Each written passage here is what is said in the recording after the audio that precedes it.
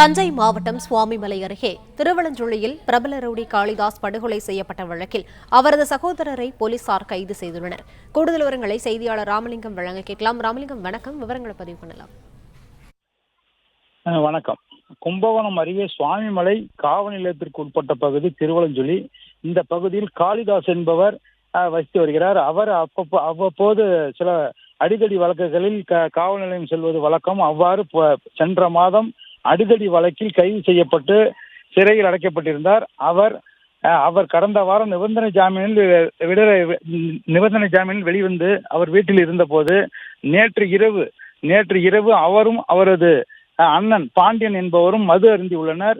மது அருந்திய பின்னர் இருவருக்கும் வாக்குவாதம் ஏற்பட்டுள்ளது. அந்த வாக்குவாதம் கைகலப்பாக மாறி அந்த கைகலப்பில் அந்த பாண்டியன் என்பவர் அந்த காளிதாஸை கீழே தள்ளிவிடும்போது காளிதாஸ் மண்டையில் பலத்த காயம் ஏற்பட்டு ரத்தம் அதிக அளவில் வெளியேறி அவர் சம்பவ இடத்திலே இறந்துள்ளார். இந்த தகவல் இன்று காலை கும்பகோணம் அருகே உள்ள காவல் நிலையம் சுவாமிமலை காவல் நிலையத்திற்கு தகவல் தெரிவிக்கப்பட்டு அங்கிருந்து காவல்துறையினர் வந்து அந்த இறந்த காளிதாசின் உடலை கைப்பற்றி கும்பகோணம் அரசு மருத்துவமனைக்கு உடல்கூறு ஆய்விற்கு அனுப்பி வைத்தனர்.